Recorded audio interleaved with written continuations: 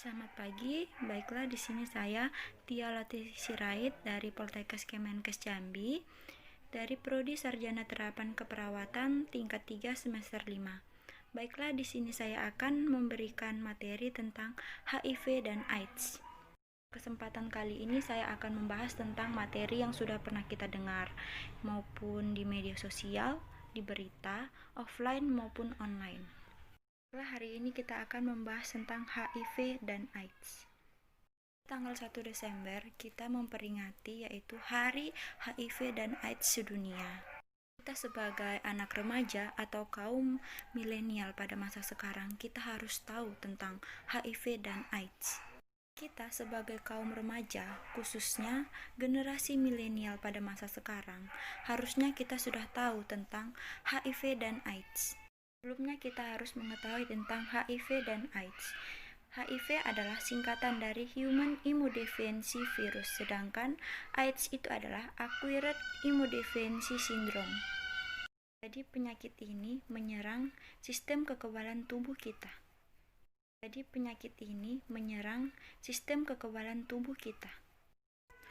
Baiklah, di sini saya mempunyai perumpamaan yaitu kita sebuah kerajaan. Nah, di kerajaan itu pastinya ada tentara-tentara yang bertugas untuk melindungi kita dari musuh.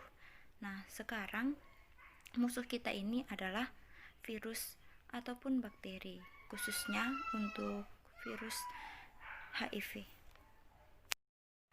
Nah, jadi si HIV ini tidak menyerang kerajaannya, tetapi menyerang penjaganya atau tentara-tentaranya yang melindungi kita. Sehingga kita tidak mempunyai tentara atau penjaga kita, dan tentara atau penjaga kita itu sudah mati. Jadi, sistem kekebalan tubuh kita jadi sangat mudah untuk terserang penyakit, khususnya HIV dan AIDS. Apabila HIV dan AIDS itu sudah membentuk antibodi dalam tubuh kita, maka akan masuk ke dalam sel-sel DNA kita, sehingga orang yang terjangkit virus HIV dan AIDS ini tidak bisa akan sembuh dan selamanya akan terkena HIV dan AIDS. Dan kita harus tahu HIV dan AIDS ini mempunyai stadium, yaitu stadium 1, 2, 3, dan 4. Sebelum mengalami stadium 1, ada disebut juga dengan jendela periode atau Windows period.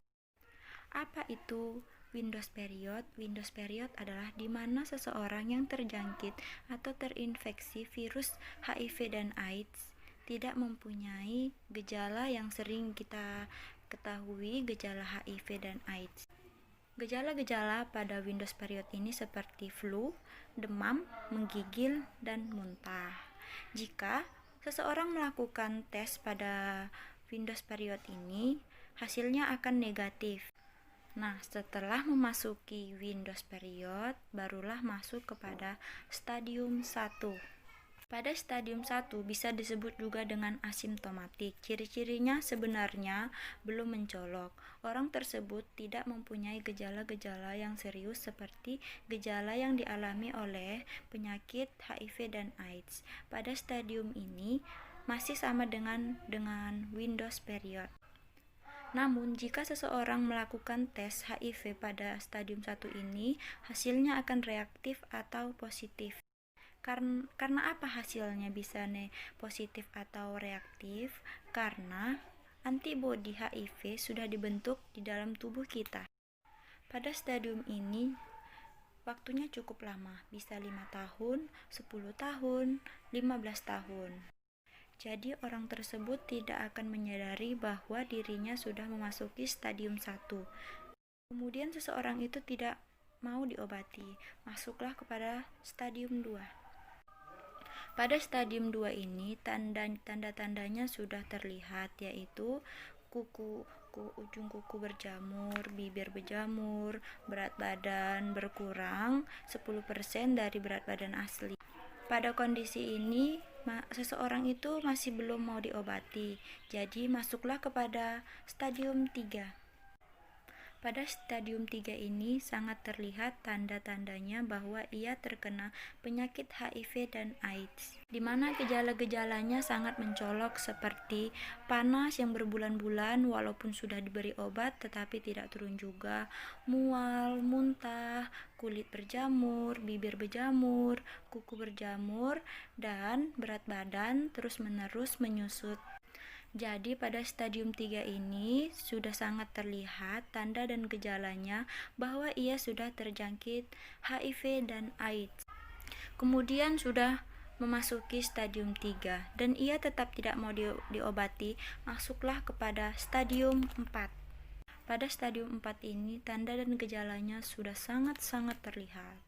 Tandanya adalah badan tinggal kulit dan tulang, muntah yang berlebihan, panas yang tak kunjung sembuh, dan berjamur di mana-mana.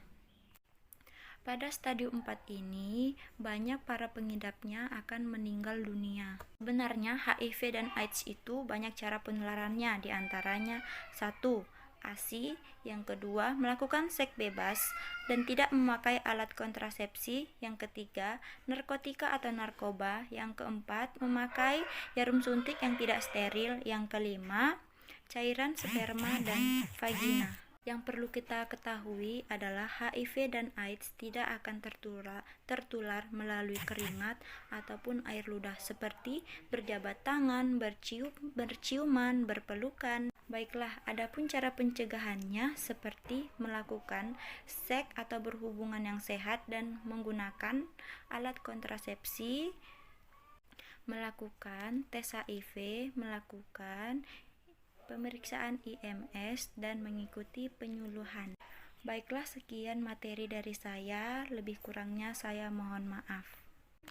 Baiklah, marilah kita selamatkan Indonesia dari HIV dan AIDS, generasi muda tanpa HIV dan AIDS. Sekian dari saya, terima kasih, selamat pagi.